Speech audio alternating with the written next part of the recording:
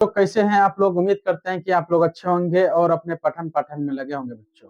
चलिए बच्चों, आज जो है नेत्र लेके आए हैं बच्चों। चैप्टर है नेत्र, इसके बारे में बच्चों जानकारी लेते हैं।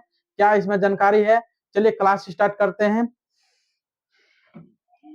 पहला बच्चों हेडिंग क्या है, मानव नेत्र तथा रंग बिरंगा संसार। क्या बच्चों हेडिंग क्या है, मानव नेत्र, मानव नेत्र, मानव नेत्र या मानव नेत्र तथा रंग बिरंगा संसार। भौतिक और जीव विज्ञान का नोट्स है बच्चों, इसमें भौतिक और जीव विज्ञान कुछ मिक्स किया हुआ है, इसके बारे में नोट्स है। चलिए स्टार्ट करते हैं बच्चों। पहला है नेत्र, मतलब आंखें। आंखों के बारे में जानकारी लेना है मेरे प्यारे बच्चों, आंखों के बारे में। ये क्या बच्चों, आंख है, ठीक है। चलिए एक और से समझते चलते हैं। पहला बच्चों, पहला जो हम लोग का है, ये इसको बोलते हैं, पहला आंख का जो पहला भाग होता है उसको कॉर्निया बोलते हैं बच्चों। क्या बोलते हैं, कॉर्निया बोलते हैं। इसको क्या बोलते हैं, कॉर्निया बोलते हैं।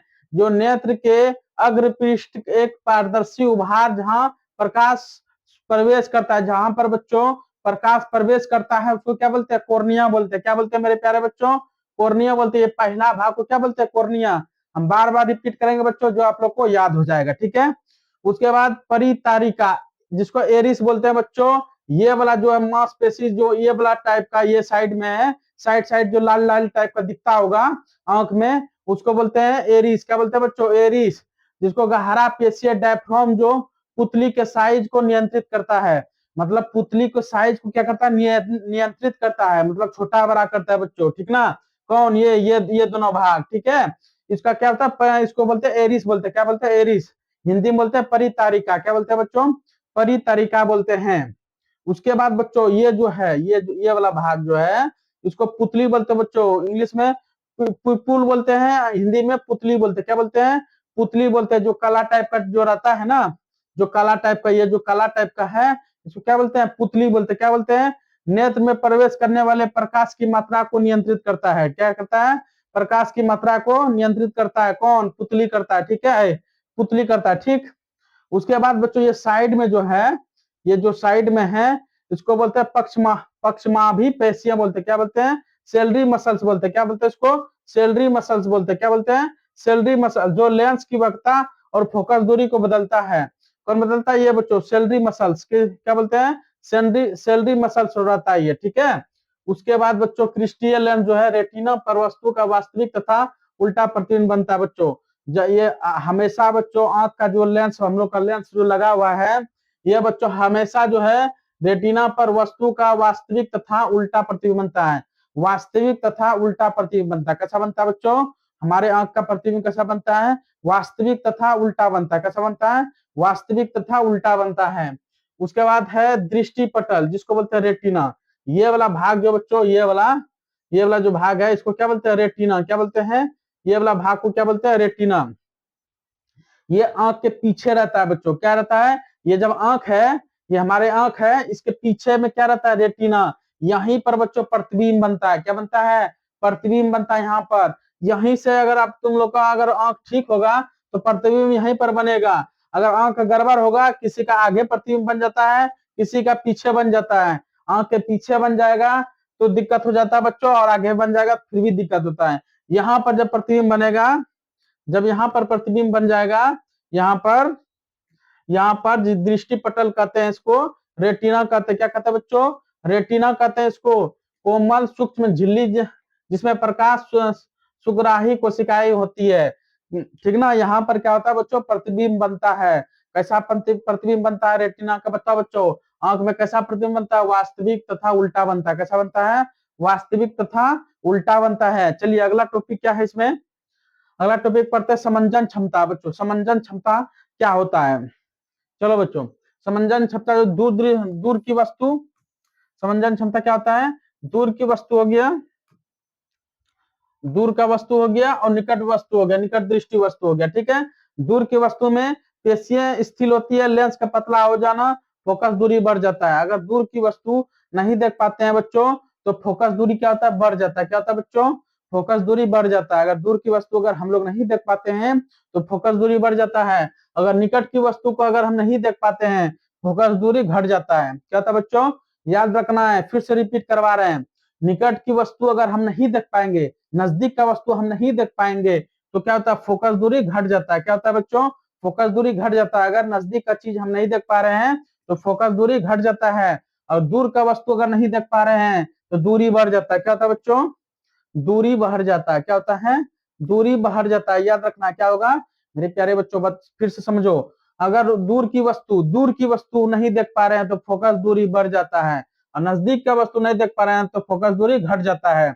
स्पष्ट दर्शन अल्पन दूरी को निकट बिंदु एवं सामान्य नेत्र के लिए एक दूरी लगभग 25 सेंटीमीटर होता है। बच्चों हमेशा याद रखना कि जब भी हम लोगों को अगर देखना रहे तो 25 सेंटीमीटर में ही देखना पड़ेगा।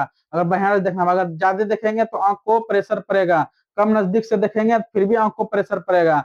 न्यूनतम दूरी आंखों का कितना होता है बच्चों, 25 सेंटीमीटर होता है। कितना होता है, 25 सेंटीमीटर। याद रखना है, पूछेगा कि आंखों का सामान्य नेत्र का दूरी कितना होता है, तो 25 सेंटीमीटर। याद रखना कितना, 25 सेंटीमीटर। यह सामान्य नेत्र का 25 सेंटीमीटर से अनंत दूरी तक रखी वस्तु को स्पष्ट देख सकते हैं। क्या कर सकते हैं बच्चों, स्पष्ट देख सकते हैं।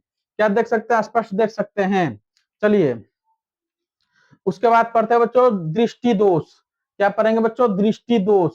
जो दो दृष्टि दोष, तीन दृष्टि दोष होता है बच्चों, निकट दृष्टि दोष होता है, दूर दृष्टि दोष होता है बच्चों, और जरा दृष्टि दोष होता है। कौन कौन होता है, निकट दृष्टि दोष, दूर दृष्टि दोष और जरा दृष्टि दोष। ठीक है, चलिए पहला क्या है, निकट दृष्टि दोष। क्या है मेरे प्यारे बच्चों, पहला है निकट दृष्टि दोष। क्या है, निकट दृष्टि दोष। ये कैसे होता है बच्चों, ये प्रतिबिंब दृष्टि पटल ये रेटिना के सामने बनता है बच्चों।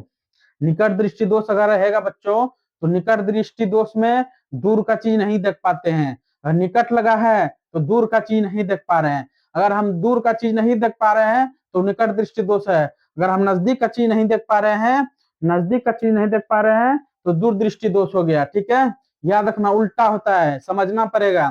फिर से समझाते हैं, दूर का चीज अगर हम नहीं देख पा रहे हैं तो निकट दृष्टि दोष, अगर नजदीक का नहीं देख पा रहे हैं तो दूर दृष्टि दोष। याद रखना है बच्चों। ठीक है, इसका निवारण भी बताएंगे। इसमें निवारण जो होता है बच्चों, इसको याद रखना बहुत इंपॉर्टेंट है। इसमें कौन सा लेंस लगता है, इसको बहुत जरूरी है इसके बारे में। ठीक है, देखो निकट दृष्टि दोष, ये प्रतिबिंब दृष्टि पटल जिसे रेटिना के सामने बनता है। मतलब बच्चों ये रेटिना है, इसके सामने में ही बन जाएगा, यहीं पर बन जाएगा। इसको यहाँ पर पूरी तरह यहाँ नहीं बन पाता है। पूरी तरह यहाँ बनने के कारण इसमें बच्चों फिगर जो है थोड़ा सा गलत दे दिया है। फिगर बच्चों यहीं तक जाएगा, यहीं तक जाएगा। ठीक ना, यहीं यहीं पर रहेगा। ठीक है, यहाँ तक सटेगा नहीं, ये सटा दिया है, इसको हम मिटा देते हैं।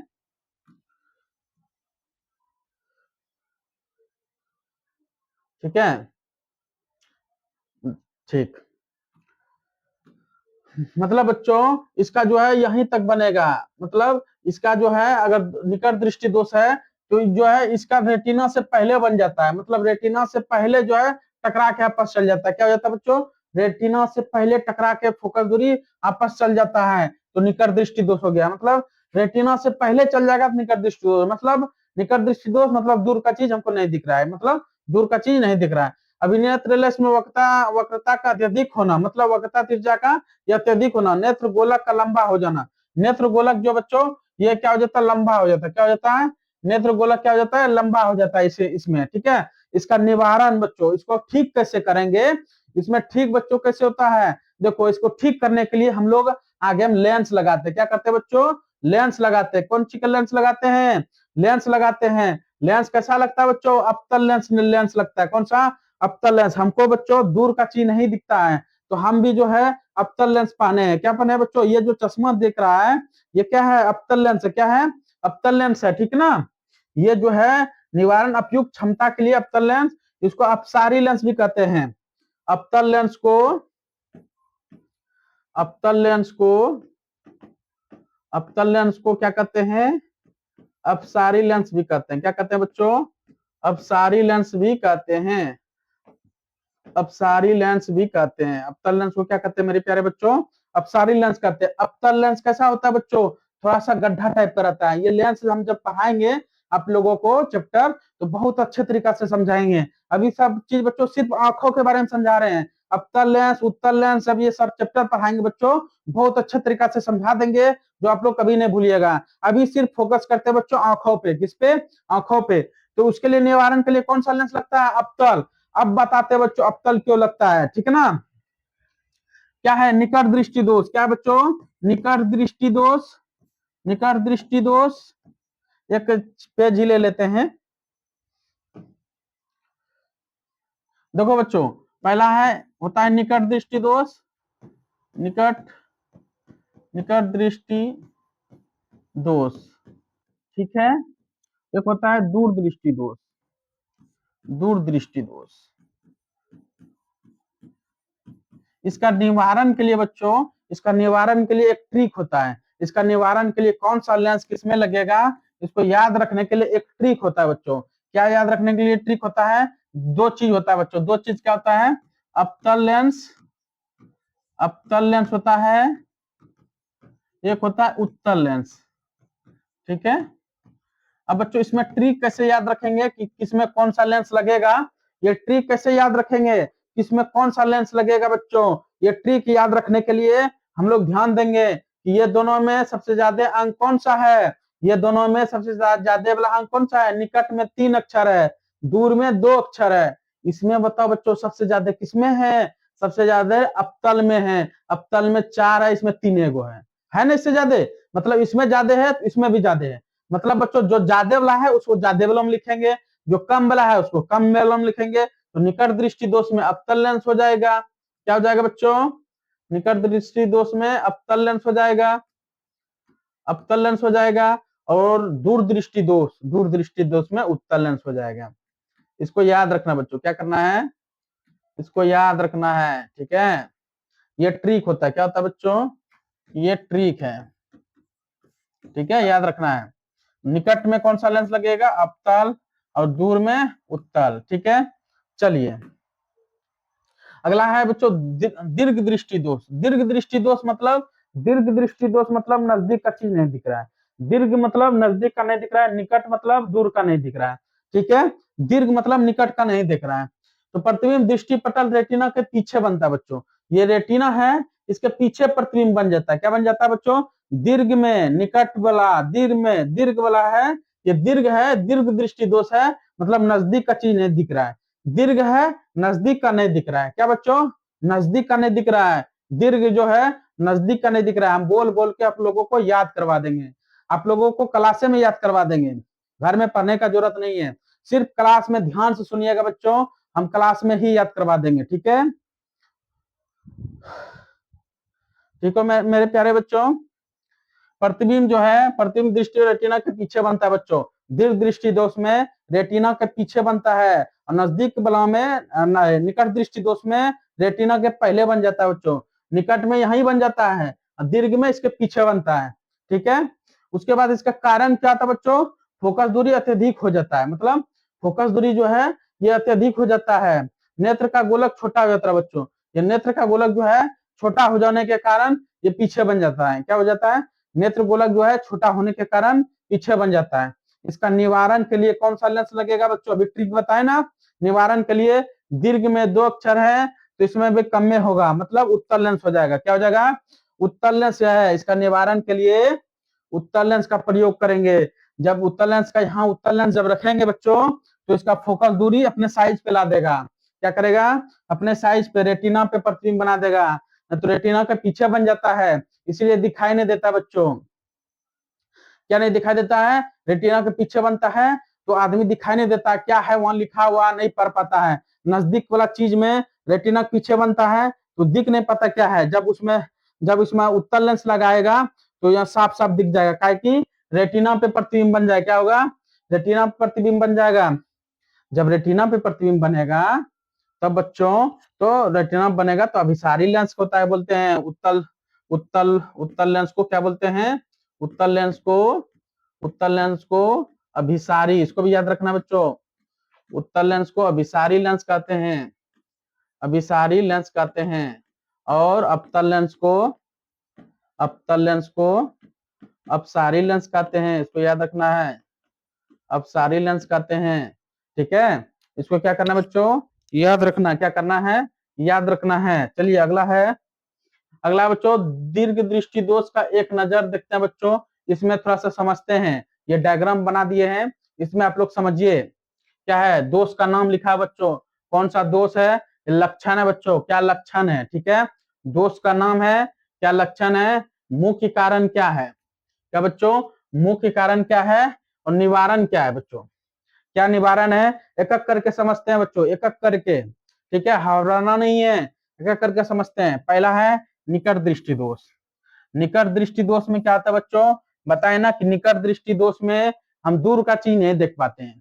हमको बच्चों निकट दृष्टि दोष है क्योंकि हमको दूर का चीज नहीं दिखता है, धुंधला दिखता है। जब इसको लगाते हैं बच्चों एकदम साफ दिखता है, क्या होता है, साफ दिखता है, मतलब दूर का चीज नहीं देख पा रहे हैं, मतलब निकट दृष्टि दोष। कौन सा दोष, निकट दृष्टि दोष, मतलब दूर की वस्तु धुंधली दिखती है, मतलब हम दूर का चीज जो है ना धुंधला दिखता है।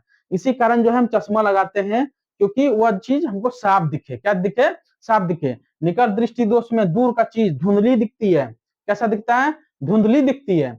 उसके बाद नेत्र गोलक लंबा हो जाता है बच्चों, क्या होता है, नेत्र गोलक, अभी पीछे बताएं कि नेत्र गोलक क्या होता है, लंबा हो जाता है, क्या हो जाता है बच्चों, नेत्र गोलक लंबा हो जाता है।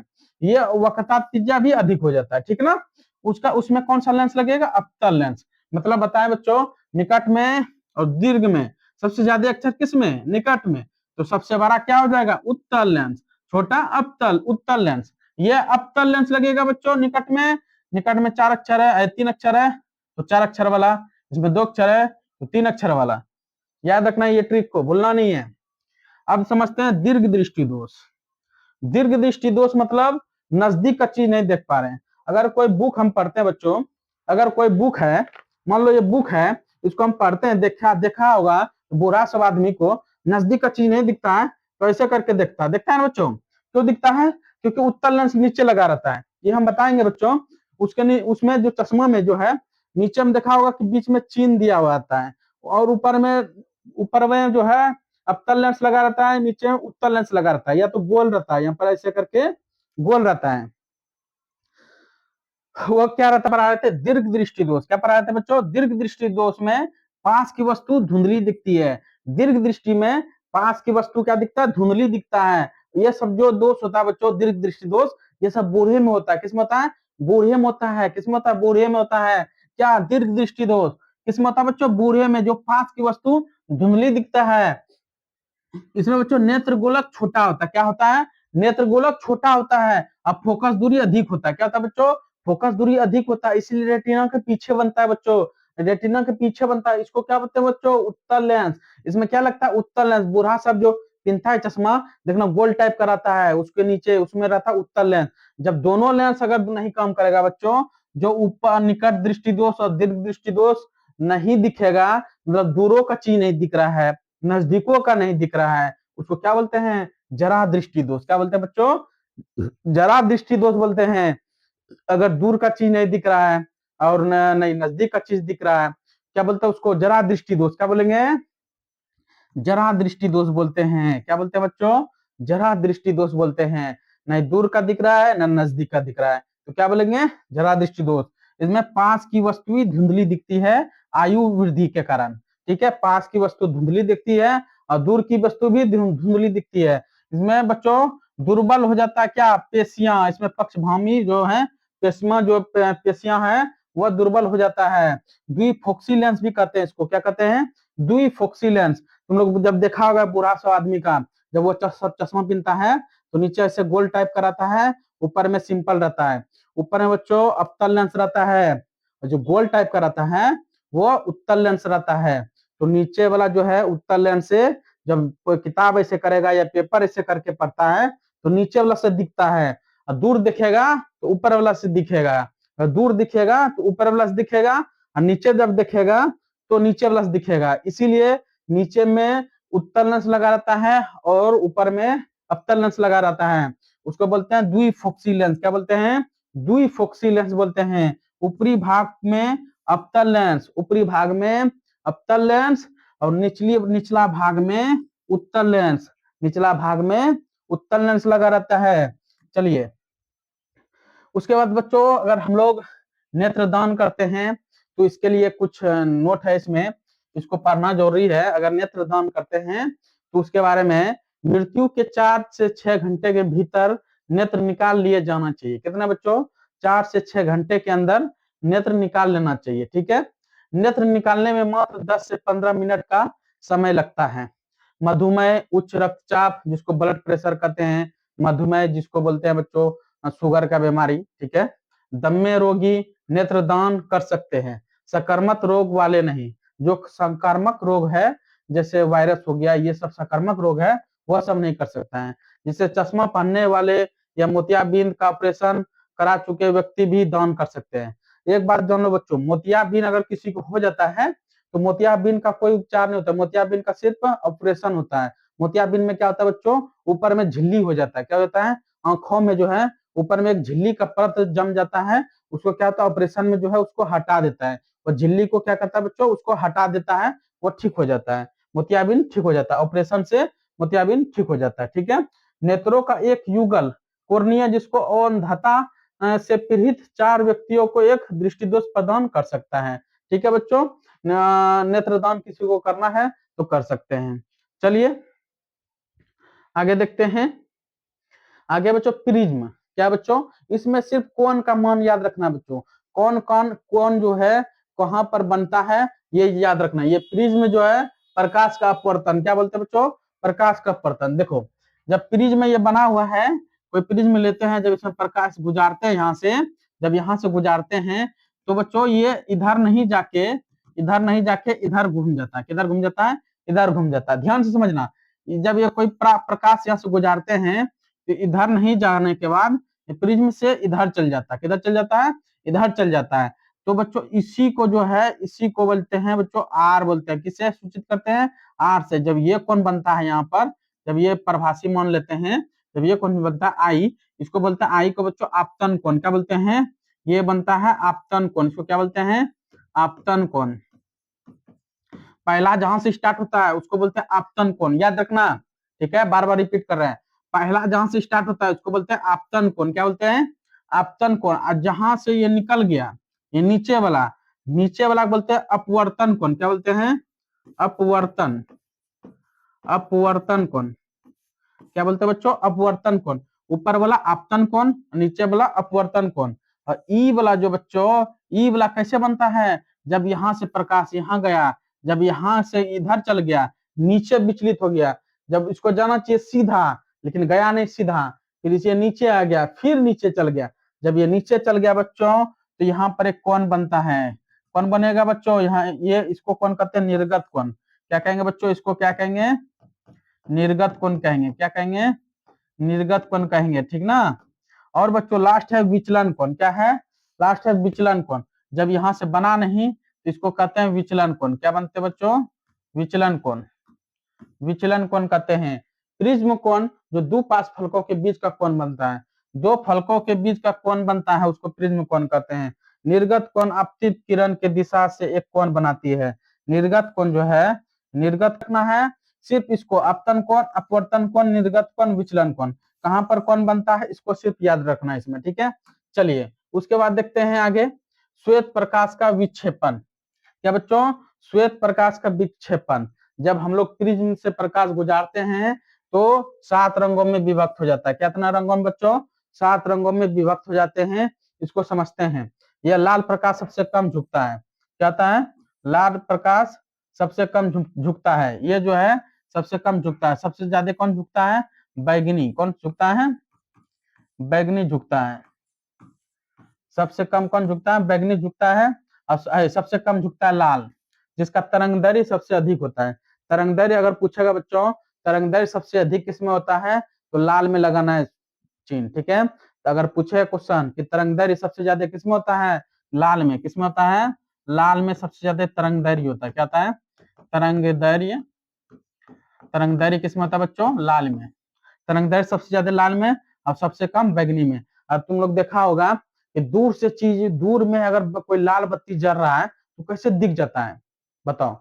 उसी को बता बच्चों विचलन कम होता है। विचलन मतलब फैलता बहुत कम है। दूर में अगर लाल चीज जलता है तो यहीं से दिख जाता है। और वही चीज बैगनी अगर बच्चों थोड़ा नजदीक में भी जलाएंगे ना, बैगनी का प्रकाश क्या होता है? विचलित हो जाता है, मतलब फैल जाता है। तो ये जो बैगनी का जो है ये दिखेगा नहीं, अगर नजदीकों में जलाएंगे ना तो क्या होगा, ये दिखेगा नहीं, क्योंकि उसका प्रकाश विचलित हो जाता है, मतलब फैल जाता है। और जो लाल का है, दूरों में कहीं जलेगा ना लाल, तो वो क्या होता है कि वो तरंग दैर्घ्य उसमें ज्यादा रहता है, तो वह सुकुड़ के रहता है, वो फैलता नहीं है। इसी कारण जो बच्चों लाल में ज्यादा होता है, लाल में क्या होता है बच्चों, ज्यादा होता है। बैगनी में सबसे अधिक होता है क्या, विचलन, सबसे अधिक विक्षेपण क्या होता है, सबसे बैगनी में अधिक होता है, सबसे कम विक्षेपण लाल में होता है, और सबसे ज्यादा लाल में तरंग दैर्घ्य होता है। याद रखना, तरंग दैर्घ्य सबसे ज्यादा होता है लेकिन विचलन कम होता है। क्या याद रखेगा, तरंग दैर्घ्य सबसे ज्यादा लाल में और विचलन कम में। वही विचलन ये बता रहा है, विक्षेपण मतलब विचलन होता है, विचलन मतलब फैल जाना। क्या मतलब, फैल जाना मतलब फैलाव ज्यादा हो जाना। अगर हम टॉर्च बार रहे हैं तो टॉर्च बार रहे हैं, अगर लाल कलर का टॉर्च बार रहे हैं तो उसका सीधा रोशनी निकलेगा।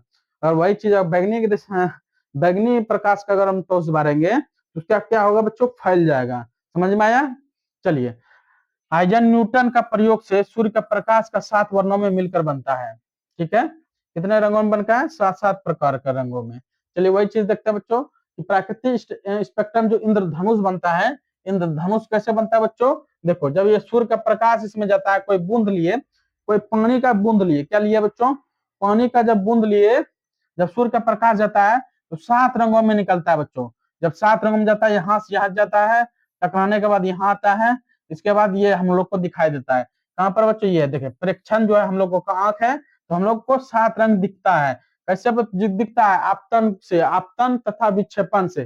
कैसे दिखता है बच्चों, आपतन तथा विक्षेपण। सूर्य का प्रकाश के बूंद में प्रवेश करता है तो वर्णों में विभक्त हो जाता है। किसमें जाता है, वर्णों में विभक्त हो जाता है। जब पूर्ण आंतरिक परावर्तन प्रकाश के बूंद के अंदर पृष्ठ को टकराकर ये आपस मुड़ता है। क्या होता है बच्चों, ये आपस मुड़ जाता है। स्टेप 3 में क्या है, आपतन क्या होता है, जल के बूंद से बाहर निकलकर समय के प्रकाश को पुनः अपवर्तित होता है और प्रेक्षण के नेत्रों तक पहुंच जाता है। तो पुनः ये अपवर्तित होकर हम लोग के आंखों में दिखता है। 7 रंग हम लोग आंखों में दिखता है, ठीक ना। इंद्रधनुष सदैव सूर्य के विपरीत दिशा में बनता है। इंद्रधनुष जो है हमेशा बच्चों सूर्य के विपरीत बनता है, ये नहीं कि सूर्य के सामने बनेगा, सूर्य के विपरीत बनता है, ठीक ना। इंद्रधनुष जो है सदैव सूर्य के पीछे बनता है, ठीक ना, सदैव विपरीत बनता है। उसके बाद देखते हैं बच्चों वायुमंडलीय अपवर्तन या मूल सिद्धांत। वायुमंडलीय अपवर्तन मूल सिद्धांत वायु, गर्म वायु हल्का जो कम संघनन होता है।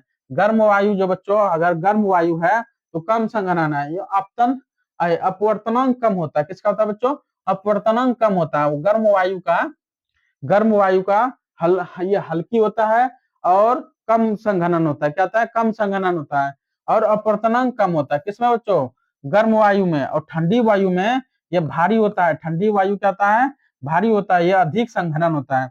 याद रखना, गर्म वायु में, गर्म वायु हल्की होता है, याद रखना, गर्म वायु हल्की होता है।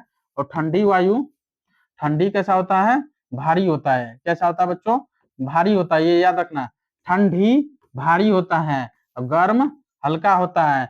हल्का जब होगा तो कम संघनन, हल्का होगा तो कम संघनन होगा। क्या होगा, कम संघनन होगा, ठीक है। जब भारी होगा तो अधिक संघनन होगा। क्या होगा, अधिक संघनन होगा। क्या होगा, अधिक संघनन होगा। प्रकाश का नियंत्रण अपवर्तनांक, ठीक है, यह अपवर्तनांक भी अधिक होता है। इसमें कम अपवर्तनांक होता है, इसमें अब अधिक अपवर्तनांक होता है। इसका निष्कर्ष निकाला हुआ है, पृथ्वी के वायुमंडल के भौतिक अवस्थाएं अस्थायी नहीं होती है, इसीलिए गर्म और ठंडी वायु के परतों से परतों से क्या लिखा है, परतों से गुजरते हुए प्रकाश का मार्ग नियंत्रण विचलित हो जाता है। मतलब बोल रहा है बच्चों, बोल रहा है कि ठंडी वायु के परतों से गुजरने पर प्रकाश की मार्ग नियंत्रण विचलित हो जाता है। जब ठंडी मौसम में हम लोग प्रकाश अगर जलाते हैं, टॉर्च जब बारते हैं तो टॉर्च का जो फोकस होता है बच्चों वह विचलित हो जाता है, मतलब फैल जाता है। क्यों फैल जाता है बच्चों, क्यों फैल जाता है, हमें ये बताएं बच्चों कि ठंडी में ये अधिक संघनन होता है, मतलब अधिक संघनन होता है, अधिक जुड़ा होता है इसी कारण। और उसमें कम संघनन होता है, इसलिए उसमें विचलित कम होता है, ठीक है, इसको याद रखना है। उसके बाद है तारे टिमटिमाते क्यों हैं बच्चों, ये बहुत इंपॉर्टेंट है। तारे क्यों टिमटिमाते हैं, ठीक है। तारे जो बच्चों, तारों का प्रकाश वायुमंडल में जब प्रवेश करने के बाद निरंतर अपवर्तित होती है, ठीक है ना। ये वायुमंडल के प्रकाश का विलंब की ओर झुका देता है, क्या होता है, झुका देता है, जिससे तारों की आभासी स्थिति उसके वास्तविक स्थिति से भिन्न या थोड़ी ऊंचाई प्रतीत होती है, ठीक है। वायुमंडल की अस्थिरता के कारण प्रकाश की मात्रा झिलमिला उठती है, ठीक है। ग्रह क्यों टिमटिमाते हैं, ग्रह पृथ्वी के बहुत पास होती है, वह प्रकाश की विद्युत होती है, बिंदु स्रोत होती है, प्रकाश की मात्रा कुल परिवर्तन औसत शून्य हो जाती है। देखो बच्चों, जब तारे क्यों टिमटिमाया हुआ दिखता है, क्यों दिखता है, वायु के अपवर्तन के जो ये जो है बच्चों, ये तारा है, मान लो ये तारा है, ये हम लोग यहाँ पर है, कहाँ बच्चों, हम लोग यहाँ, देखना ध्यान से। जब क्या वायुमंडलीय परतें हैं, ये क्या बच्चों, वायुमंडलीय परतें हैं, ये क्या है, तुम लोग सुना होगा क्षोभ मंडल, संताप मंडल, ये सब सुना होगा, यही सब चीजें है, ये क्या है, परतें हैं बच्चों, ठीक ना। ये क्या होता है कि जब इधर उधर हिलता है ये बच्चों, जब हिलने के बाद क्या होता है, ये आभासी प्रतीत होती है, इसी के लिए बच्चों इसको दिखना चाहिए ऐसे सीधा, लेकिन बच्चों ये टेढ़ा मेरा दिख रहा है, क्यों, क्योंकि बच्चों वायुमंडलीय परते जो है ये लिखा है विलंब की ओर झुक जाता है, क्यों झुक जाता है, प्रवेश करने के बाद नियंत्रण अपवर्तित रहती है। देखते हैं अगला टॉपिक क्या है। अगला टॉपिक है अग्रमीय सूर्य तथा विलंबित सूर्य, ठीक है। क्या होता है बच्चों, सूर्य का आभासी स्थिति दिखाई देता है और क्षैतिज और सूर्य की वास्तविक स्थिति, कैसा वास्तविक स्थिति दिखता है, वायुमंडलीय अपवर्तन के कारण सूर्य वास्तविक सूर्योदय से लगभग 2 मिनट पूर्व दिखाई देने लगता है, वास्तविक सूर्यास्त से लगभग 2 मिनट पहले तक दिखाई देता रहता है। ये इस परिघटना के कारण सूर्य की चक्रीयता या चपटी प्रतीत होती है। क्यों होता है बच्चों, जब हम लोग प्रेक्षण करते हैं, जब हम लोग गति करते हैं, जब गति करते हैं सूर्य की आभासी स्थिति में, जब क्षैतिज होता है तो उसका वास्तविक स्थिति में होता है, ठीक ना। उसके बाद है प्रकाश का परिकर्णन, मतलब टिंडल प्रभाव बोलते हैं, प्रकाश के परिकर्णन को क्या बोलते हैं, टिंडल प्रभाव बोलते हैं, क्या बोलते हैं, टिंडल प्रभाव बोलते हैं, जिसको अत्यंत सूक्ष्म कण बोलते हैं, क्या बोलते हैं बच्चों, अत्यंत सूक्ष्म कण बोलते हैं। वायुमंडलीय सूक्ष्म कणों के जैसे धुआं हो गया, जल की बूंदे हो गया, धूल हो गया, ये सब क्या होता है बच्चों, ये एक विषमांगी मिश्रण हो गया, मतलब बच्चों टिंडल प्रभाव में विषमांगी मिश्रण हो गया, वायुमंडलीय सूक्ष्म कण हो गया, ये सब इसके बारे में पढ़े बच्चों। परिकर्णन जो होता है, प्रकाश का परिकर्णन किसके कारण होता है, टिंडल प्रभाव के कारण होता है, ये अत्यंत सूक्ष्म होता है, ये मुख्य रूप से नीले प्रकाश में कम तरंगदैर्घ्य का परिकर्णन होता है, बड़े कण में अधिक तरंगदैर्घ्य होता है, जिसमें लाल हो गया बच्चों, इसमें सबसे अधिक तरंगदैर्घ्य होता है, का परिकर्णन बहुत बड़े होते ही कारण श्वेत प्रतीत हो सकता है। बोल रहा बच्चों परिकर्णन क्यों होता है, प्रकाश का जो है परिकर्णन क्यों होता है, टिंडल प्रभाव कारण। एक नाम सुना होगा विषमांगी मिश्रण, विषमांगी मिश्रण अगर पूछेगा बच्चों को, विषमांगी मिश्रण में क्या क्या आता है, धुआं आता है, जल आता है, जल आता है, जल का बूंदे आता है, धूल आ गया, ये सब विषमांगी मिश्रण हो जाता है, किसमें जाता है, विषमांगी मिश्रण होता है, ठीक ना। उसके बाद है रंग बिरंगा संसार और आकाशीय और सूर्य का रंग, ठीक है। स्वच्छ आकाश नीला क्यों दिखता है बच्चों, स्वच्छ आकाश नीला क्यों दिखता है, वायु के अणु के लाल रंग की अपेक्षा नीले रंग का तरंगदैर्घ्य अधिक होने के कारण प्रबलता परिकर्णन होता है। यदि पृथ्वी पर वायुमंडल न होता तो आकाश का काला प्रतीत होता। अगर बच्चों वायुमंडल अगर नहीं होता, प्रकाश में अगर वायुमंडल नहीं होता तो सूर्य जो हम लोग जो सूर्य से देखते हैं हम लोग, जब चांद पे जाते हैं तो आकाश जब देखते हैं तो काला दिखता है, क्यों दिखता है, क्यों दिखता है, वहां पर वायुमंडल नहीं है, मतलब वायु वहां पर नहीं है। जब हम लोग नीचे में रहते हैं तो नीचे में जब हम लोग को ऊपर में वायु का परते रहता है, इसी कारण जो है वहाँ आकाश नीला दिखता है। लेकिन जब हम लोग चांद पे चल जाते हैं, तब चांद से हम लोग आकाश को देखते हैं तो वहां पर वह काला दिखता है, क्यों काला दिखता है, वहां पर वायुमंडलीय कारण दिखता है, वहां पर वायुमंडल नहीं है, ठीक है। खतरे का संकेत लाल क्यों होता है, खतरे का संकेत लाल क्यों होता है, सूर्य लाल क्यों होता है, लाल रंग कोहरे या धुएं से सबसे कम परिकर्णन होता है। अभी हम बताए थे बच्चों कि लाल रंग का तरंगदैर्घ्य अधिक होता है, क्या होता है, लाल रंग का तरंगदैर्घ्य अधिक होता है, जिसके कारण इसीलिए यह दूर से देखने पर भी लाल दिखाई देता है। अभी हम बताए थे पीछे में कि जो है लाल रंग जो है दूर से भी हम देख सकते हैं, क्या देख सकते हैं, दूर से भी हम लाल रंग को देख सकते हैं, कोहरे हो गया, धुएं में भी हो गया, सबसे कम परिकर्णन होता है, मतलब बच्चों तरंगदैर्घ्य लाल का बहुत ज्यादा रहता है, वह बच्चों कम विचलन होता है, मतलब फैलता कम है, इसी कारण जो बच्चों खतरे का संकेत लाल दिखता है। अगर हम लोग ट्रेन में देखा होगा जहाँ पर सिग्नल विग्नल देता है तो लाल वहां रहता है, क्यों, कि दूर से ही लाल दिख जाता है, ठीक ना। इसी कारण सूर्योदय सूर्यास्त के समय प्रकाश का अधिक दूरी तय करनी पड़ती है। नीला प्रकाश क्या है बच्चों, नीला प्रकाश रास्ते में परिकर्णन हो जाता है और केवल लाल प्रकाश का हमारी आंखों तक पहुंचता है। बोल रहा बच्चों कि नीला प्रकाश का तरंग दैर्घ्य कम होता है लाल से, ठीक है। तरंग दैर्घ्य सबसे ज्यादा लाल का होता है और सबसे तरंग दैर्घ्य सबसे कम पूछेगा बच्चों तो बैगनी का। और बच्चों विचलन पूछेगा कि विचलन सबसे ज्यादा किसका होता है तो बैगनी का, मतलब विचलन मतलब फैलाव, याद रखना विचलन सबसे ज्यादा बैगनी का और तरंग दैर्घ्य सबसे ज्यादा लाल का, ठीक है। याद रखना है तरंग दैर्घ्य सबसे ज्यादा लाल का और सबसे कम बैगनी का, और सबसे ज्यादा विचलन किसका बैगनी का और सबसे कम विचलन किसका लाल का, ठीक है। चलिए बच्चों आज का क्लास यहीं तक रहा, फिर अगले क्लास में मिलते हैं। जय हिंद जय भारत।